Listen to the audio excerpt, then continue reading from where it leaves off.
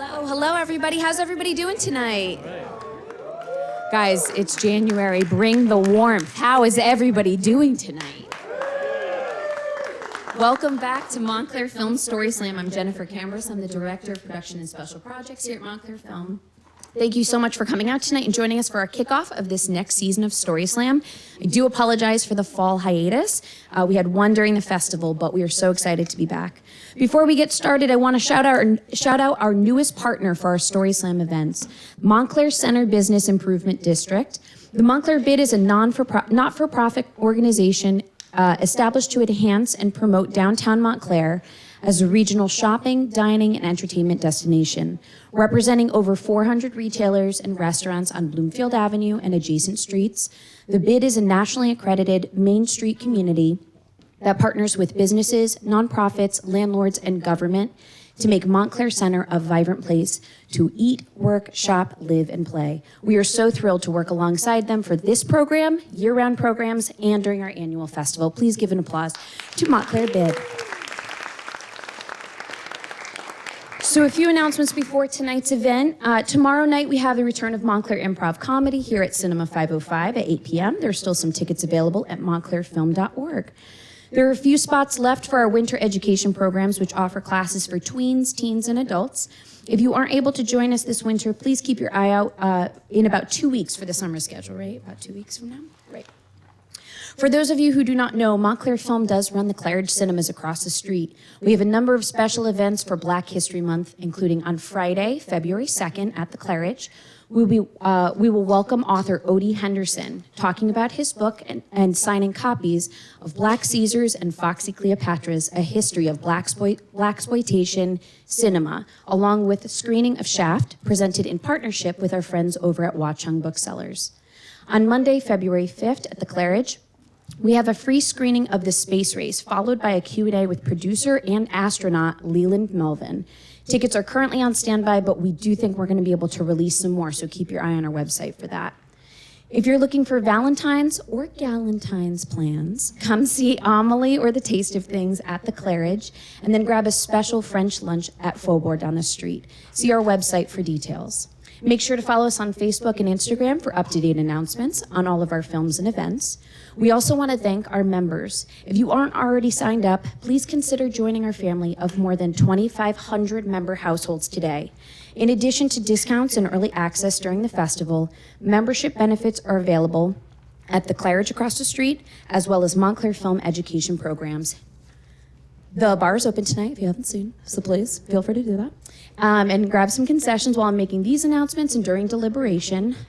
Please know our fire exits on your right and left, and the restrooms are on your left out the exit door. Without further ado, I'd like to introduce you to your host for this evening, Duncan Miller.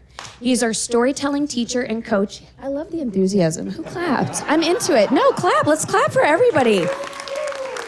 I love it, guys. Bring the warmth inside. I love it. He is our storytelling teacher and coach here at Montclair Film. Duncan is a former actor and improviser who has performed with the Second City and Improv Olympic in Chicago.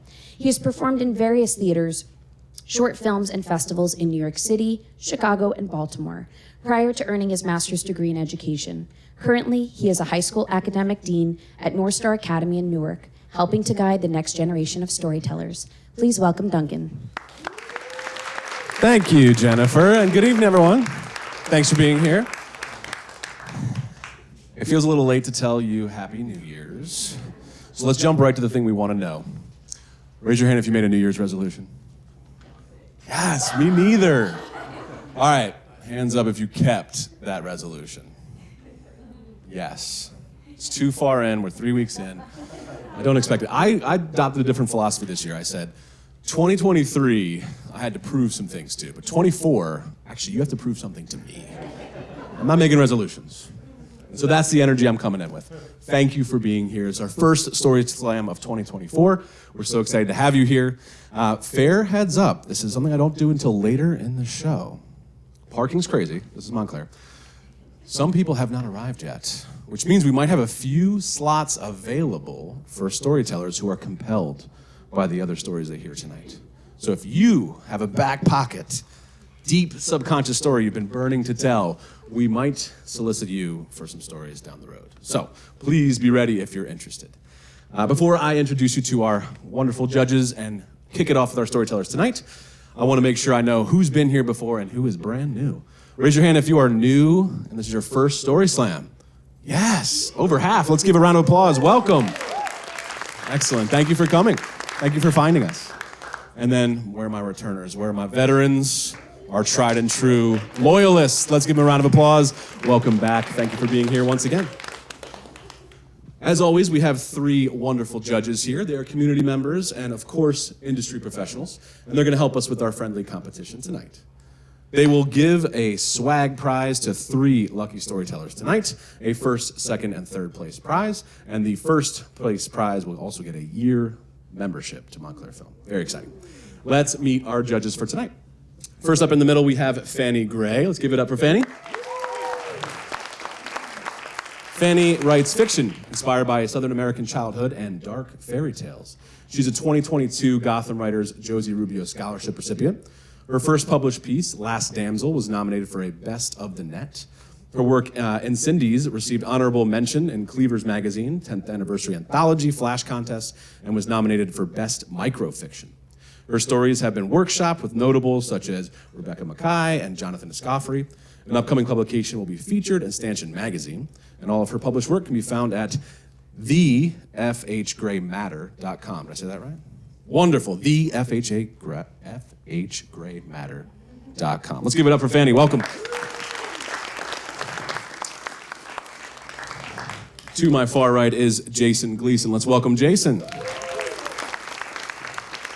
After a decade as a storyteller, singer, songwriter, and selling a couple 100,000 records, no big deal, as a storyteller himself, he has joined as the executive director at Montclair Center.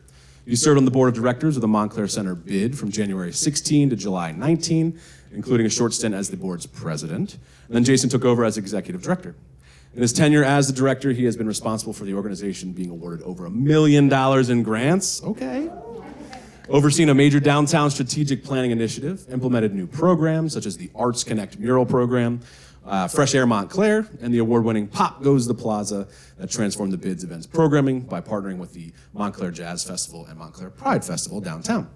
Jason has built a reputation as an inclusive, no-nonsense transformative leader whose strengths are building solid foundations through partnerships, collaborative work, and fostering a more robust connection with BID stakeholders. He also wanted me to tell the storytellers that he can be bribed. Let's give it up for Jason. And our final judge tonight here on the end is Axel Ortiz. Welcome, Axel. Let's give it up. Axel's an award-winning Chilean editor and filmmaker with a BFA in filmmaking from Montclair State. His work includes short narratives, documentaries, commercials, experimental films. They have been screened internationally as well as locally. He works here at Montclair Film as the education program coordinator, where he produces short films and podcasts with teens and adult students. Let's give it up for Axel and all of our judges. Now that we know who's in charge, let's get the rules of engagement. There is only really 2 things to know. Storytellers, listen up. You'll have 6 minutes for your story tonight. The illustrious Jennifer here in the front will give you a sign at the halfway point, green card. You have 3 minutes left. At 5 minutes with 1 minute left, you'll get a yellow card. And then again, we don't Apollo yank you off the stage, but the red card at 6 minutes, please wrap up your story. And the only other rule is please be on theme. Of course, the theme for tonight is fresh start. Is it a new year, new you? Or maybe new year and you resist the newness. Either way, we have incredible storytellers. They're gonna bare their souls in front of you tonight. Let's give a welcoming round of applause for our very first storyteller up to the stage. Let's welcome Steve Goldberg. Welcome, Steve.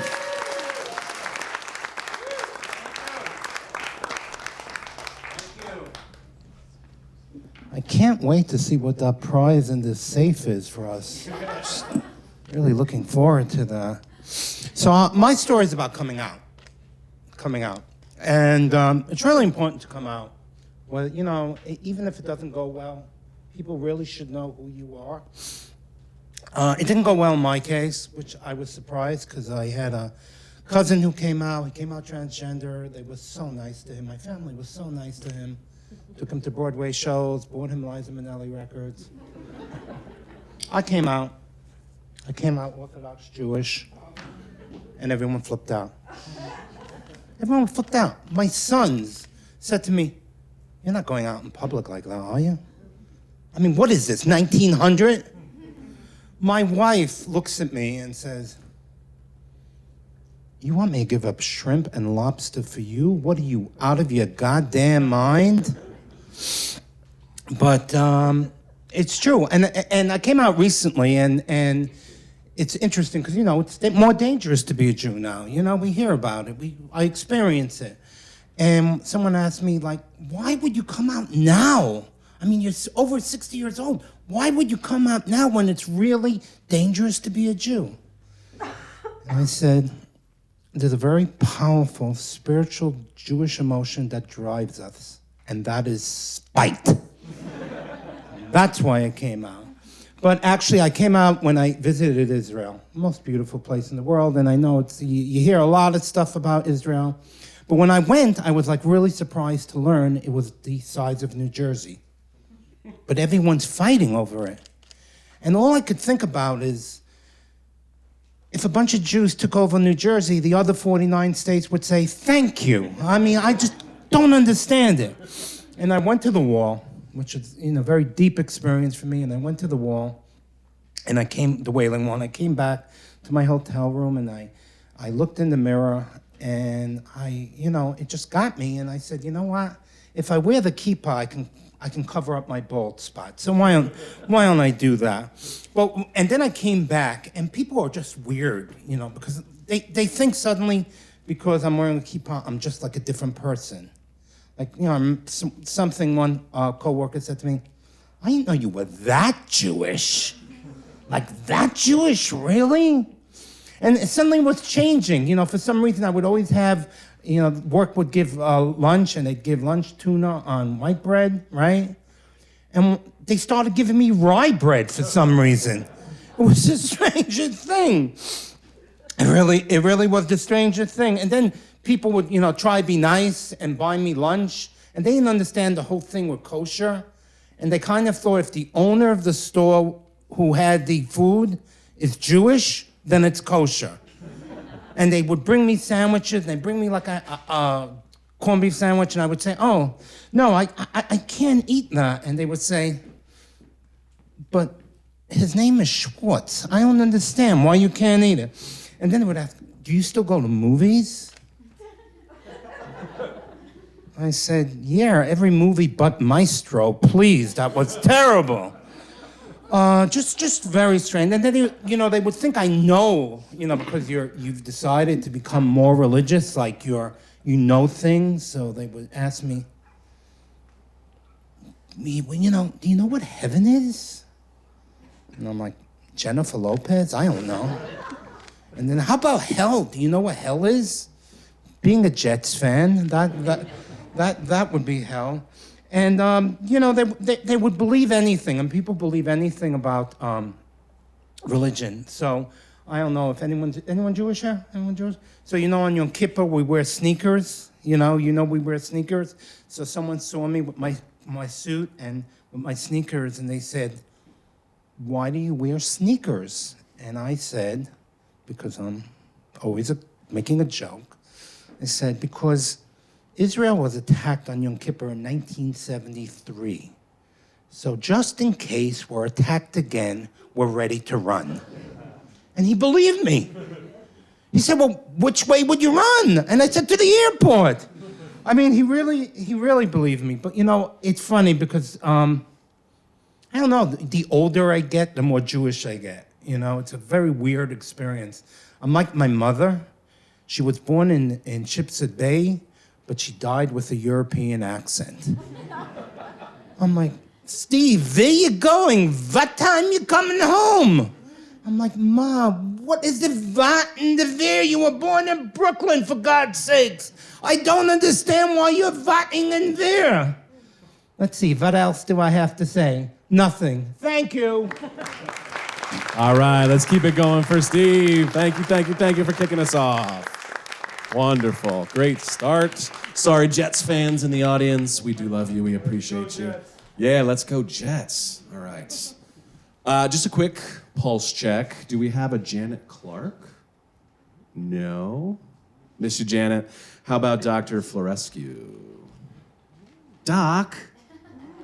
All right, so we have 2 spots.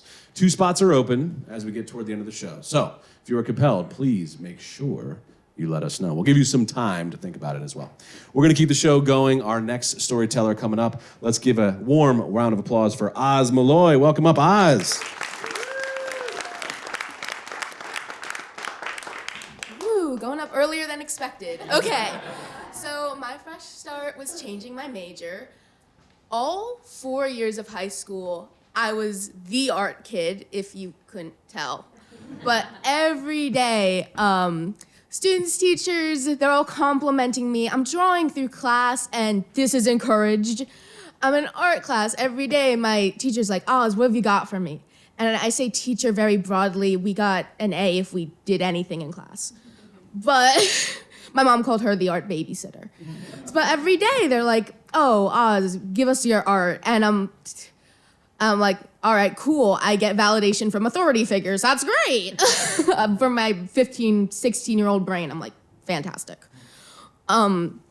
So I was getting like an award one year. I drew the cover for the yearbook. I got, most artistic superlative. I'm that kid. So then it is time, end of my last year of high school, end of senior year. What am I doing for college? And I'm like, okay, art major, duh. That's the only thing I've ever been good at. So of course, that's what I'm doing. And everyone's like, of course, yeah, duh. Even though I was thinking, yeah, the major animation and illustration. I have never wanted to animate. That sounds like so much work. And I've also never been in an art class because I don't like being told what to do. So of course, but art, that's my thing. Everyone's like, go.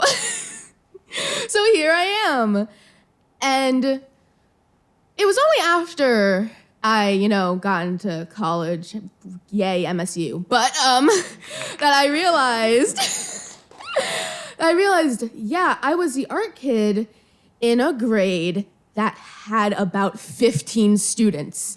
It was not that hard to be that. It was not that difficult. My school had like 100 kids total. We did not need all of that. But, my ego inflated going into class, and I realized these kids care a lot about art. I don't think I've ever cared about anything as much as these art majors cared about getting better. Like, what is that? I'm like, I'm here to have fun, and everyone's like, okay, draw an anatomy, and then giving critique, oh my gosh, my professor told me an airplane I drew looked like a 3-year-old did it. I was appalled, but I, fine, roll with it. And I realized, yeah, this isn't great. So and my mental health was like, rawr. So I take a semester off for my mental health, which involved me doing nothing and laying in my bed all day. And at night, I'm scrolling through Twitter because, Gen Z, whatever, doom scrolling. And I'm on the 7-Eleven Twitter account for some reason. And it's going somewhere. Changed my life, I swear. So from like 1 a.m. to 5 a.m., they would tweet random things and call it night Twitter. And I was awake. Stuff got messed up in my sleep schedule, so I'm just awake. They're tweeting things like, maybe you can't see shrimp colors, but I can. And it got me interested. I'm like, who's doing this? And I'm replying. Because, let's reply to the person running this account. I'm sure they need some entertainment. This is their job. Interesting. And it got me thinking, what if that was my job? And I got thinking about social media as a whole, and it's so interesting. And I got on this deep dive. I'm like, okay, I'm listening to these podcasts about advertising, like psychology behind everything. I'm into it. And I'm like, okay, that's cool. What if I changed my major to social media and public relations? Crazy. Especially, it was funny because before I changed my major, actually, I was responding to all these brands, and it led to some weird things happening because my mom is like, why did you get these shoes from 7-Eleven? And I'm like, I got them for free because I'm one of their fans. But, so yeah, and I'm like telling my therapist, telling my mom, I'm like, okay, I'm going to change my major to this thing that you probably don't super understand and I have never expressed interest in. Because I'm looking all this stuff up. I'm not really like being like, Mom, I found out this new fact about advertising. It's more like I got 1 hour of sleep. Hi. But yeah, I'm like, so I change it. And now I have to do anxiety-inducing things like talking to small business owners and making brand packages for them. Yikes. But it's so much fun, and I get to be creative with it. The kids are cool. They care about it, but not in a weird art kid way.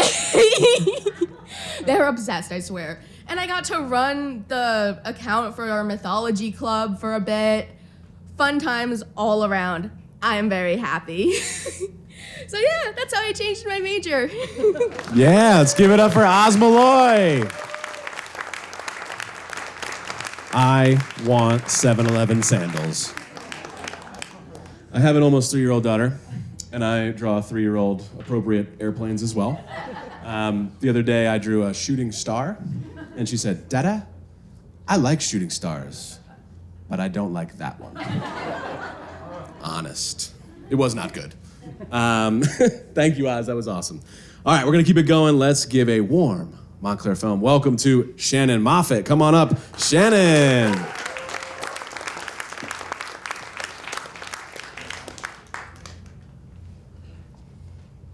All right. I Googled how to crush a StorySLAM because that is who I am. And I was advised to first establish credibility. I am going to skip that step. So who here is familiar with the online chat platform Discord? Yeah, I know. It's sort of like, who here is familiar with dark alleys? Like, half of you are like, me and I stay away, and the other half are like, ooh, me, and I lurk there. In July of 2022, I was very much in the I try to avoid Discord category, but I was forced to pay attention to the platform because I had recently discovered that my child, 16 years old at the time, had been accepting cash gifts from a stranger they met on Discord. The gifts were hundreds of dollars.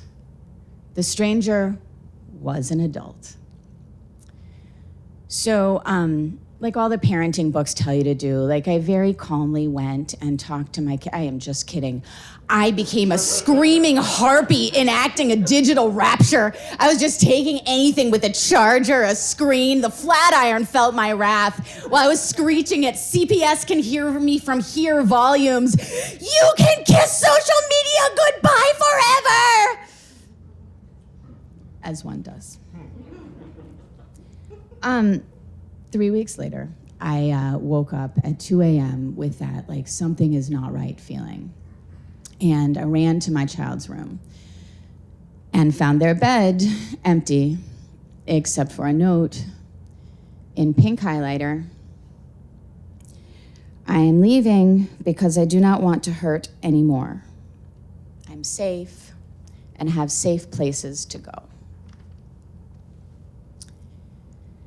Now, because this child had an internship over the summer, and it is increasingly difficult in the modern era to function without a phone, I had found an old one in a drawer, and provided it as a loaner while I figured out how long it would take for this kid to earn back the good phone. The loaner phone, as I was forced to explain to the increasingly incredulous stares of the police, was not equipped with any sort of Find My Phone technology at all.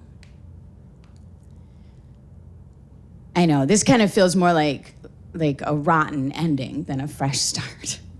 And it gets worse. I hired a private investigator and I quit my job, and like that, I became one of those people that you see in community centers and libraries, the ones who, like, it's August and they're wearing a muffler and earmuffs, a pajama top and hot pants and gabbling about something that sounds crazy but is very important to them.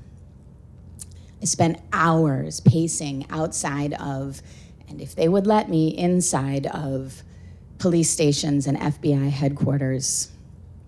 And that was just by day. By night, I scoured my kids' old journals, I tore their room apart, I harassed their friends and their friends' parents. I sent scathing messages to Discord, each of which was invariably auto-botted back in microseconds.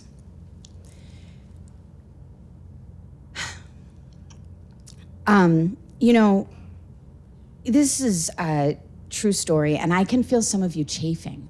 Like, this is really horrible, right? And I don't want to keep you in suspense. So I'm going to tell you that by the time I'm finished talking here, I will have been speaking 1 minute for each of the months that I had a missing child. Maybe you remember at the beginning, I had learned that somebody was giving my kid money. It turns out that this person mobilized with a nationwide network of adults to pick my child up from outside my home, transport them to the airport, fly them to another place where my parental rights would be irrelevant. That place is Portland, Oregon, a city and state that will forever be on my shit list. And there they encourage them to abandon their family, get rid of their plans for college, get a job as a dishwasher, and pay rent to these adults. And you guys have probably heard me using they, them pronouns, and I suspect that some of you are getting a little bit of that found family flavor to this fiasco. It is true that these people apparently thought that they could affirm my child's gender better than we could. Indeed, they provided my kid with testosterone, illegally and without any medical monitoring, and despite the fact that my child was in a gender clinic here with us. Look, this is a true story, and it's full of fresh starts, right? Fresh gender, fresh out of a job. But I wanted to bring it up to make the point that fresh starts aren't always the answer. To get our kid back, we relied on government workers, on social workers, on therapists, on people, lawyers and moms who are in it for the long haul instead of a fresh start. And I know it can be hard to figure out sometimes which one is the right one to be up for. But I will tell you that after a nearly 2-year-long trudge, our child is reunited with us, back in high school, and actually just called me on the phone yesterday to tell me that they were accepted to their first college, which means that in the fall, they can be a freshman again. Let's keep it going for Shannon Moffett. Thank you, Shannon. Wow.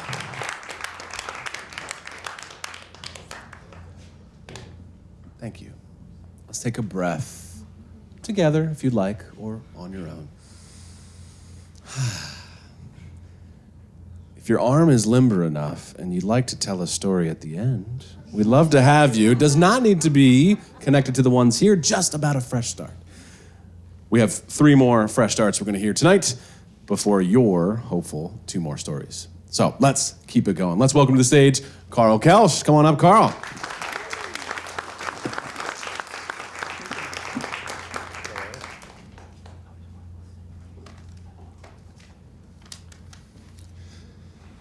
Hi. So, being the youngest of 8 children, I had an unusually strong bond with my mom.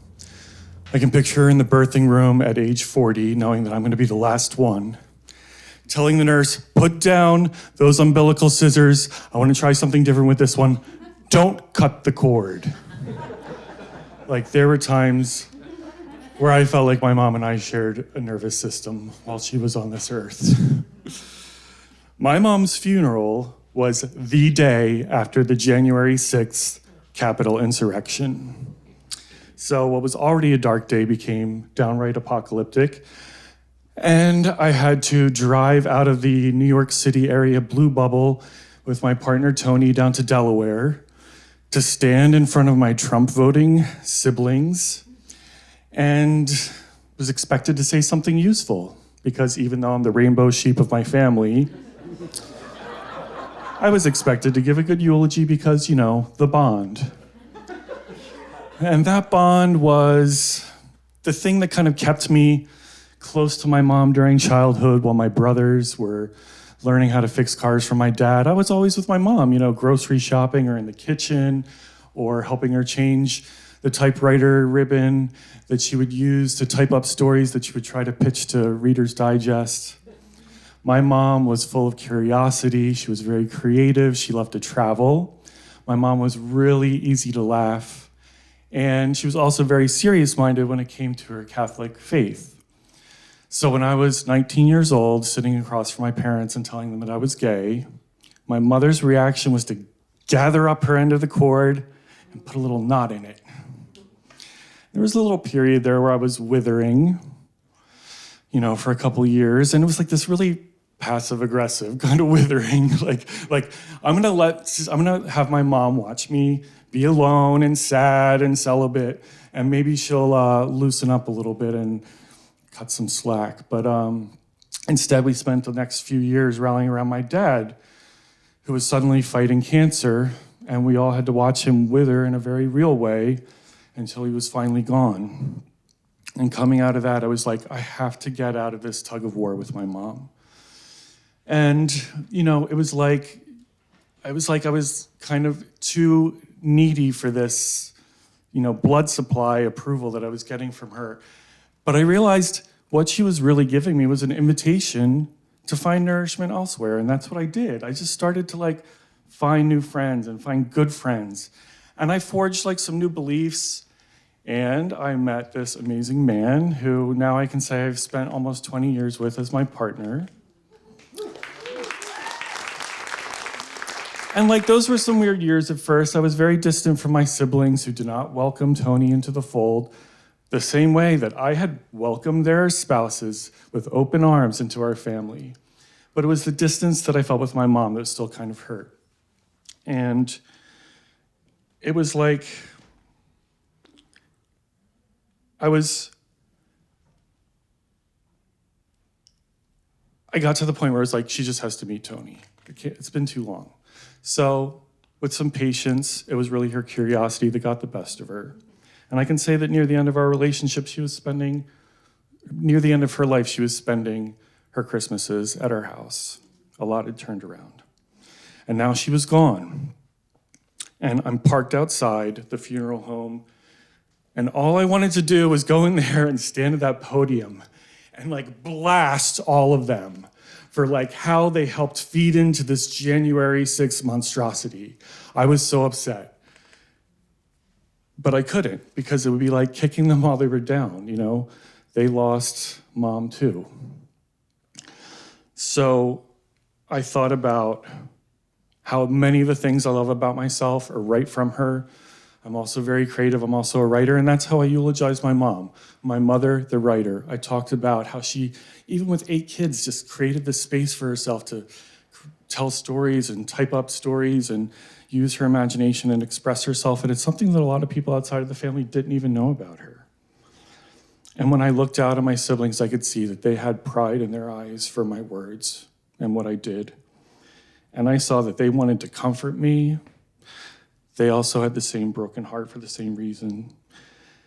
And after the burial, we gathered at this event hall for this, food and stories and more memoriams, and even sang some songs. And it was really like this real celebration of her life.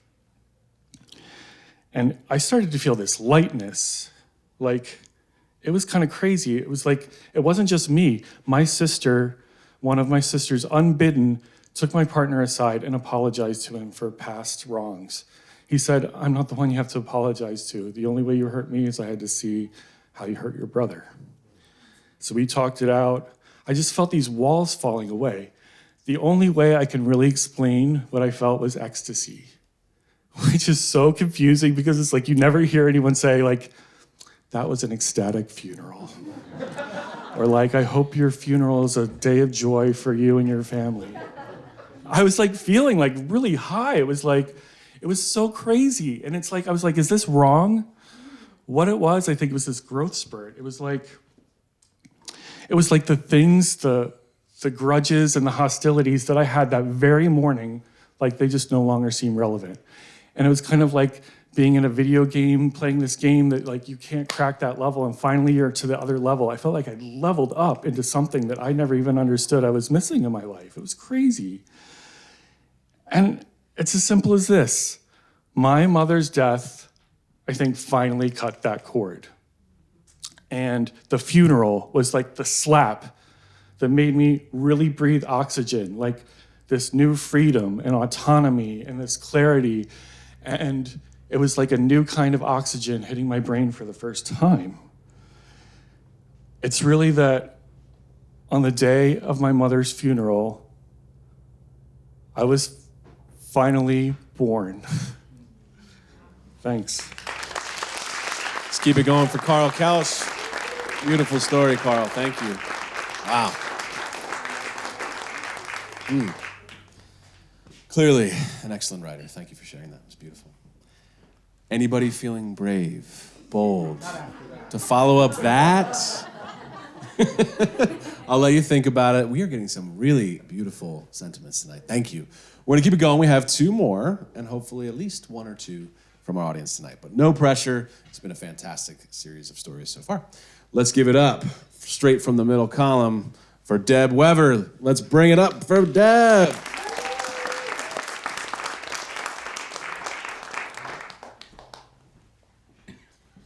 New year, new you. That starts in December. And the one, well, there's a lot I hate about it, but mostly it bears the assumption that the old you wasn't good enough. So I think there's a lot of things that people try to do new. One of them is like, say, losing weight.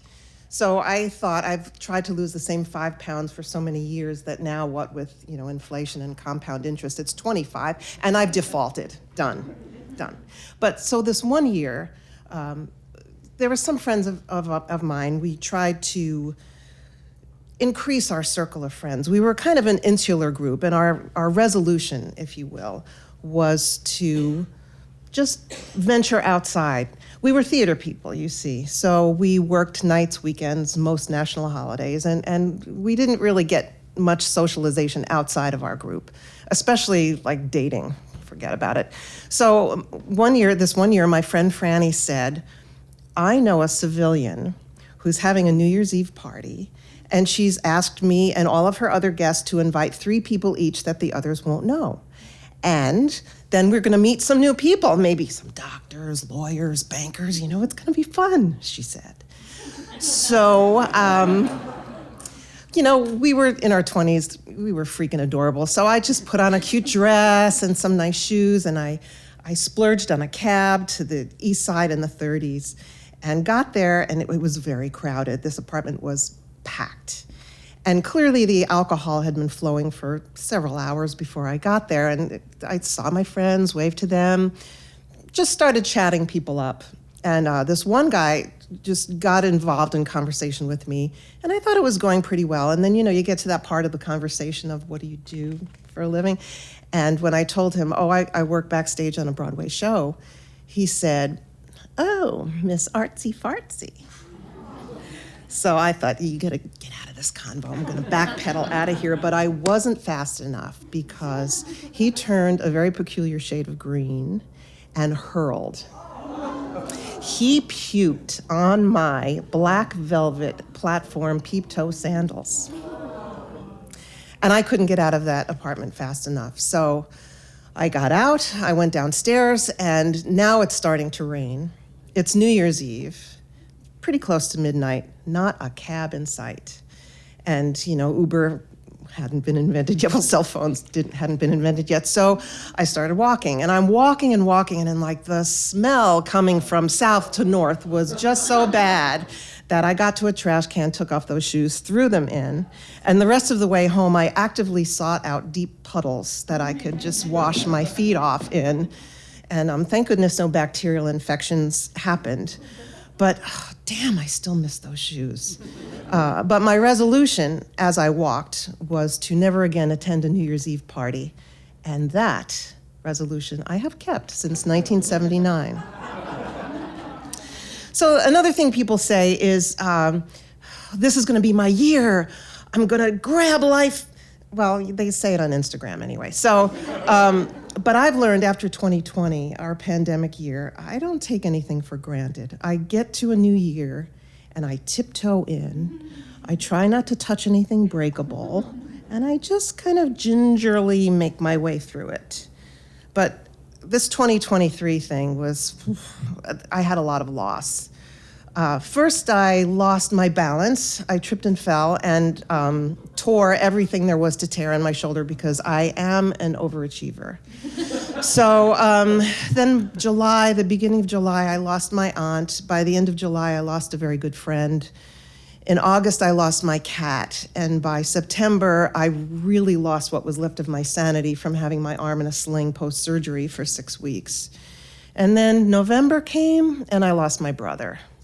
So what I've decided is that 2024 is my year of healing. And I can say that after 4 months of physical therapy, I have mobility, but the heart and soul take longer, as you can imagine. So I was thinking about this Japanese art of kintsugi. I don't know if anyone's familiar with it, but they take a broken ceramic vessel, say, and lacquer the broken parts together and then cover the seams with gold leaf. So you're not like covering the scars, you're making a new object out of a broken one. And I thought, wow, that's a good metaphor. But I was looking up how to spell it. So of course, when you're looking something up, the shopping things come through. And I found that you can buy a kintsugi repair kit on Amazon for $17.95. So what do you think? Maybe we should each get one. And then, well, it really takes longer than that. It's a more mindful practice. But in reality, we can heal ourselves with the lacquer. We can cover the scars with gold leaf, and then we can look at that gold and we can see just how far we've come. So the other thing is, if you're looking like a shiny new year, the new shiny thing, maybe just take a pause, look around you, and see the beauty in the rust. Thanks. Thanks, Deb. Beautiful story. I love that intention for 2024. Thank you. We did get one. Yes, it's real. It's happening. Magic. Is it you? No, it's not her. I'm just kidding. I was really excited for you. All right, hope I'm going to say this right. Jessica Schachter? Schachter. All right, let's give it up for Jessica on the spot. Very exciting. Welcome, Jessica. So I didn't know I was going to be here tonight, much less speak tonight, but hey, we're here, so let's just go. I have a story. Okay, so my name's Jessica, and I grew up in Montclair. I moved here from Brooklyn when I was very little, as we do. And I have two wonderful children, Sarah and Jacob, and they're delightful, and I'm an attorney. And I will move closer to the microphone. I have good peripheral vision. Thank you. And I'm an attorney, and as for the legal profession, I'm not a fan. But I worked the majority of my career, did some defense and litigation work. I worked advertising law for L'Oreal. So I worked commercials and stuff. advertising law. And I was able to, because I worked there, plan this wonderful vacation to go to Turks and Caicos with my kids. And I so excited about it. So we're talking about it. We decided to go for a walk to the park. Sarah and Jacob and I go for a walk. We've gone a million times. It's about 5-6 minutes from my house. We're walking, everything's great. We're excited, we're talking about it. We get to the park and the world starts spinning for me.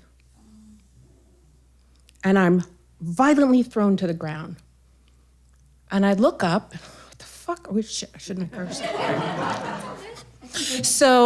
So I'm thinking, oh gosh, like everybody's got this stomach flu. It was right before COVID. I'm like, everybody's got this stomach flu. That's what's going on. So I called somebody. They gave me a ride home. I isolated myself away from my kids before you knew about isolations. I'm a germaphobe. I had all the masks. I didn't need anything for COVID. I had everything already. I was good. We wore masks on airplanes. That's not the point of this story.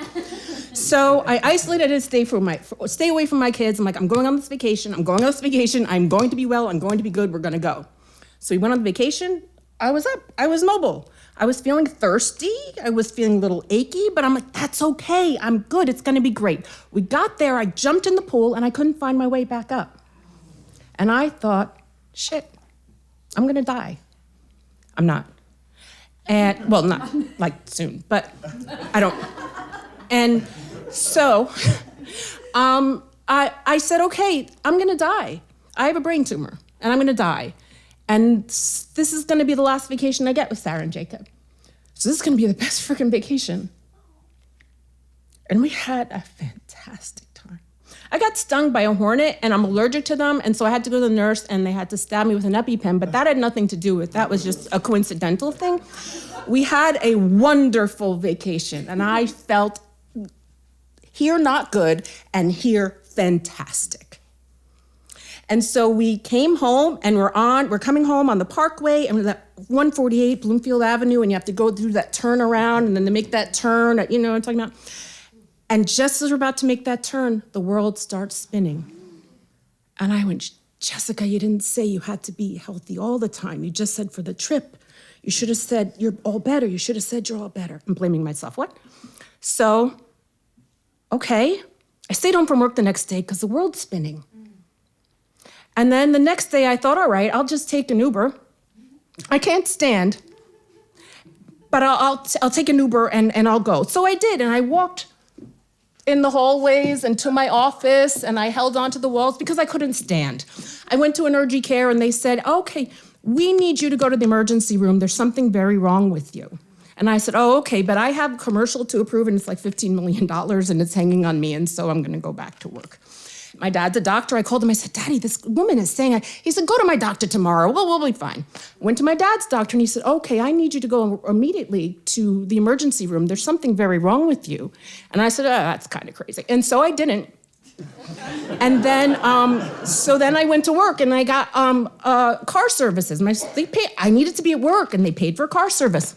So finally I went to another doctor and da-da-da-da. I have multiple sclerosis, and that's what was going on. I was having a multiple sclerosis relapse, so all the things, and there are lots of things. Okay, fine, I stopped working. I couldn't work anymore. So now I'm not making so much money anymore, and I'm home with my kids, and then COVID hits.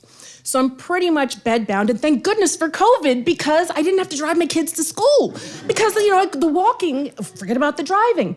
So I'm in my bed, and I'm thinking, oh my God, I can't help myself. And nobody knows how to help me. What am I supposed to do? So I started going online and I said, well, there are people who need help. And so maybe I can do something. And so somebody needed something. And I said, oh, I know somebody who can help this person. So I put them in touch. And somebody else needed something. Oh, okay.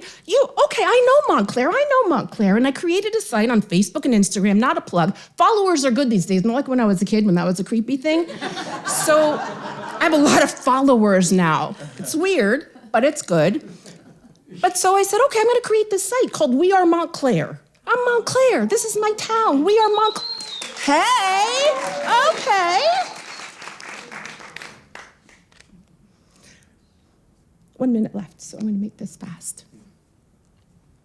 I created this site, and a woman reached out to me and said, I'm a vegan, and I have lost my job, and my special needs child doesn't have care, and I don't know what to do, and the government's giving us food, but I'm a vegan, and I don't have anything, and I feel badly asking, and I'm embarrassed asking, but I don't know what to do, and I said, okay, let me see. And so I put it out there. And for 2 months, people were bringing this woman food because I said she needed help. And I have now helped so many people who have needed help.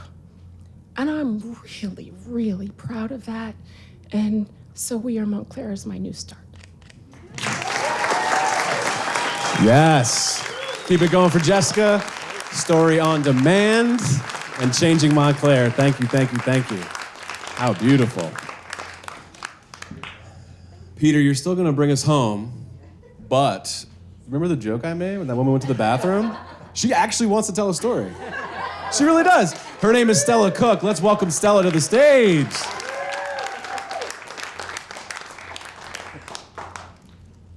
This is highly impulsive behavior. Can you hear me? Okay. All right. So I want to tell you a story about fresh starts that really is just a reminder that every fresh start is an old ending and a fresh start all over again. When I was 14 years old, I was raised in Brooklyn. That's where I grew up. And when I was 14 years old, after my dad's friend had been shot in the leg, because we lived in the projects in an immigrant community in Glenwood, they bought a house in New Jersey. We're moving to Fairlawn.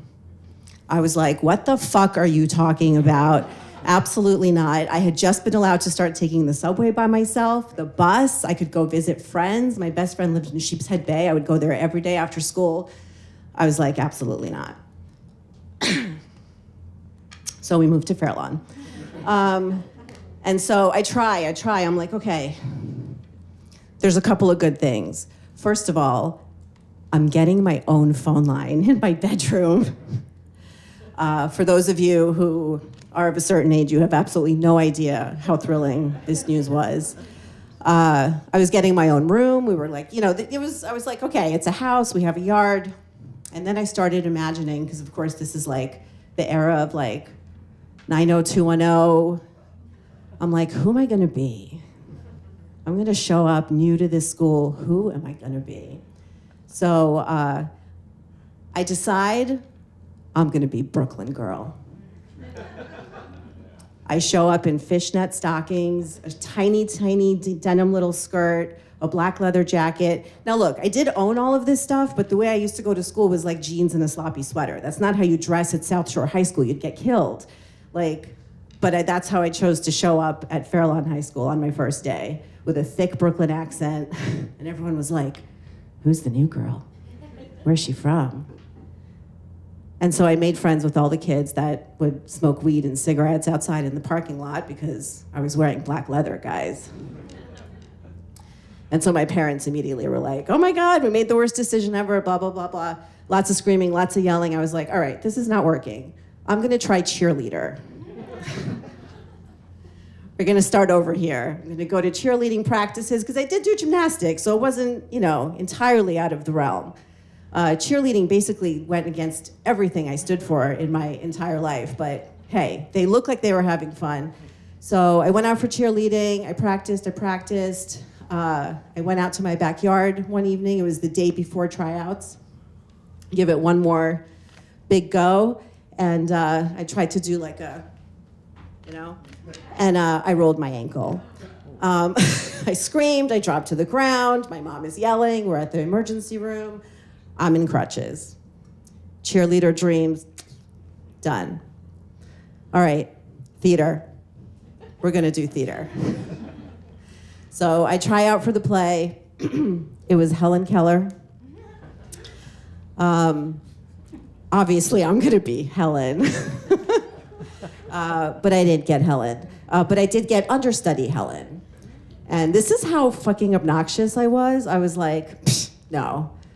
And I'm so embarrassed about it still to this day. I went to the director and I was like, I'm sorry, I really can't be an understudy. Like, I have to study and I have like a job babysitting, so no thanks. And I just quit.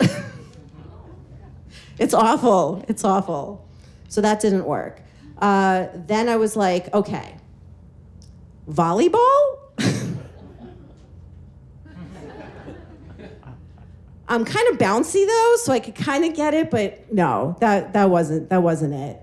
Then I went with yearbook. I found my people. I found my people at yearbook.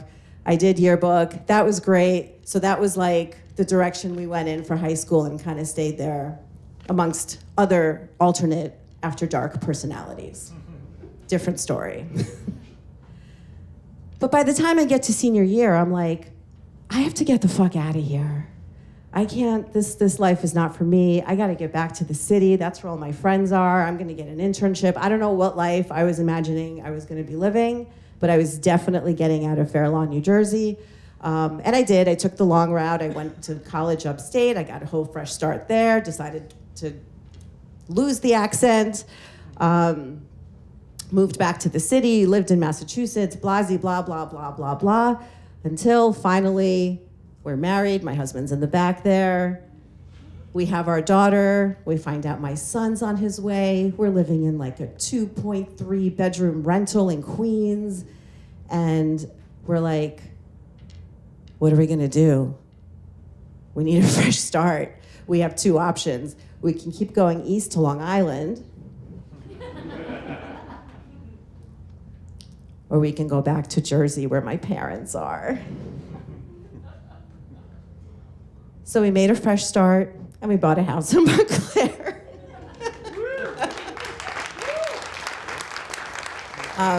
We've actually since sold that house, but we still live in Montclair. But the point is, that fresh start, I just realized sitting here listening to all of these stories just led to every fresh start to there, to there, to there, straight back to where my adulthood started, where my people are, where I have the support and the love and, you know, Jersey attitude that a girl needs in her life. So, thank you. All right, thank you, Stella. Stories on demand. Thank you so much. What a great little community we built here tonight. All right, we got one more for you. Judges, get ready. Let you take a few notes. Our last storyteller for the night. Let's give it up for Peter Arian. Welcome, Peter.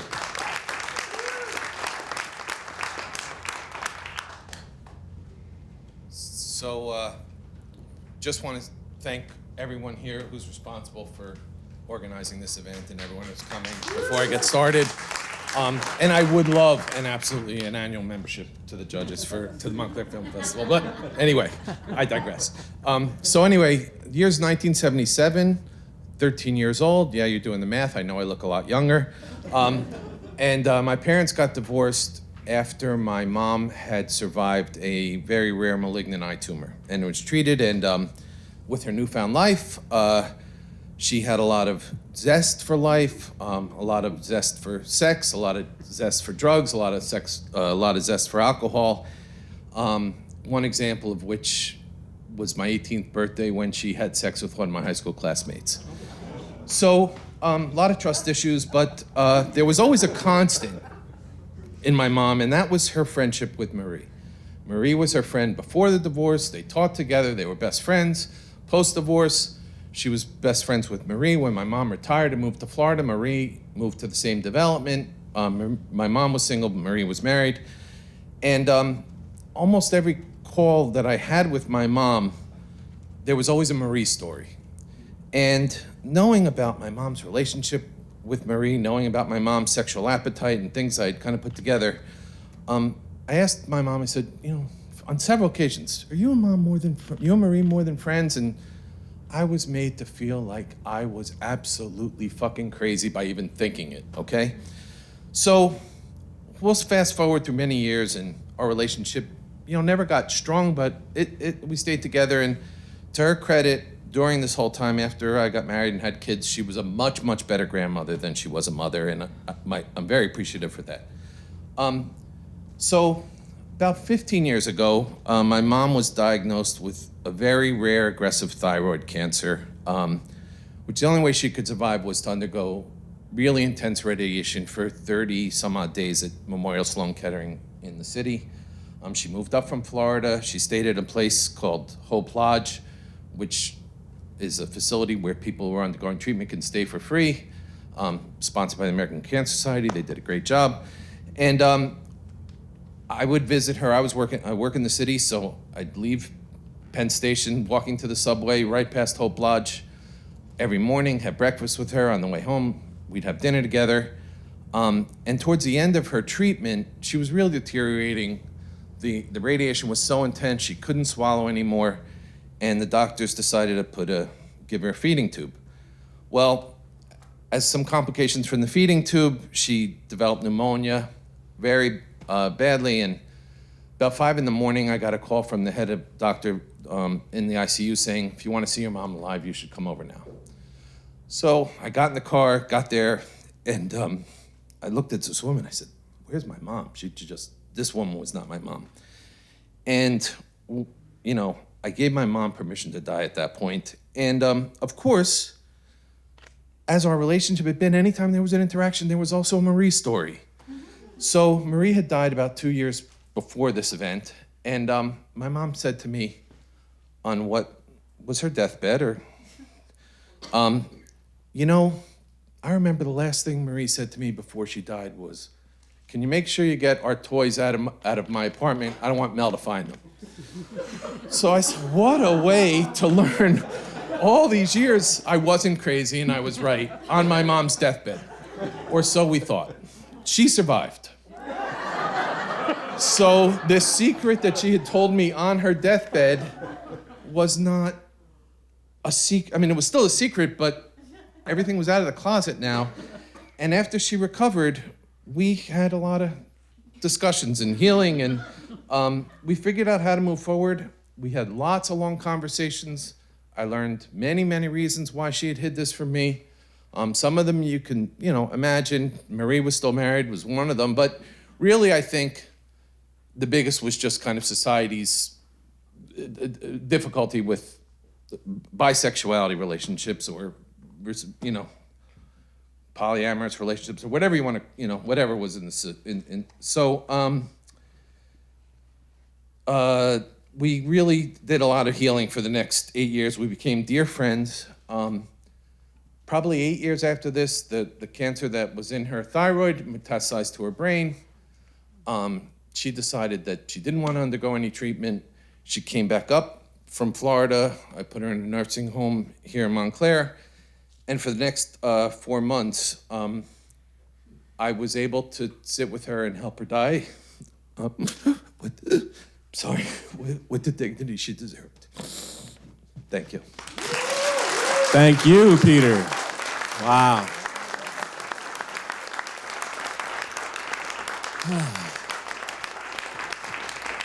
Thank you, Peter. It was beautiful. Appreciate you sharing your mom with us. What a roller coaster, no? Amazing. And just spur of the moment, so many great add-ons tonight. Thank you. Let's give it one more round of applause for all of our storytellers tonight. You've been a fantastic audience. Our judges are going to head upstairs for a brief minute and deliberate to decide our winners. And so our judges will take the reins. I will annoy you no more. And we'll allow them to introduce and give some rationale behind their decisions as much as they'd like. And we'll start with, actually, you up first? Wonderful. Come on down. Hey, everyone. Can we just give a round of applause to all the storytellers, please? That was amazing. That was amazing. That was awesome. I laughed, I cried. I think a lot of us did as well. This is kind of unprecedented for Montclair Film's StorySLAM, but we had a tie for third. We couldn't put one in front of the other. So to accept third place, can I get, please, Jessica and Peter to come up? All right, double third place. Congratulations to Jessica and to Peter. Please stay up there, Peter. We'll get a picture with our third place winners.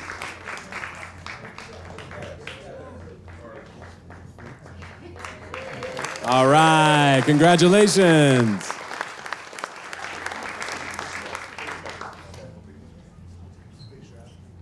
Whatever's comfortable, Jessica.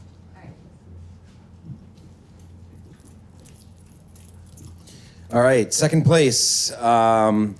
Really poignant story about family and redemption. Really awesome themes that kept reoccurring. We loved your story so much, Carl. Second place. All right, congratulations, Carl. Let's give it up for him. Thank you, Jason. Congratulations.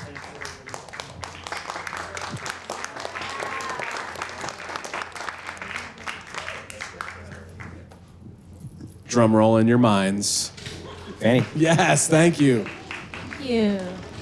Yes, I get the distinct honor of bestowing first prize, and that's going to be to Shannon Moffett. All right, Shannon, come on down. Congratulations. Shannon, we felt like you just had great command. You obviously told a very personal story that meant a lot, and it affected, I think, all of us very deeply. And you just had remarkable poise, yet still delivered some really funny lines. So kudos to you. Thank you. All right. Congrats, Shannon.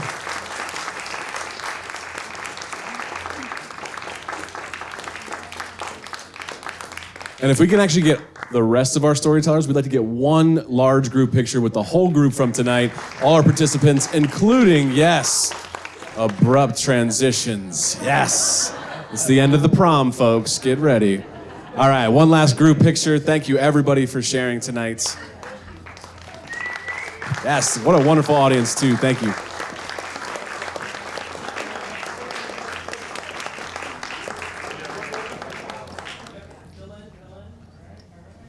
Can we get judges in there too? Judges, please join us up here. Already up front and center. Never left. Funny if they said no, right? Here you go, everyone. Just do me a favor, keep your eyes open.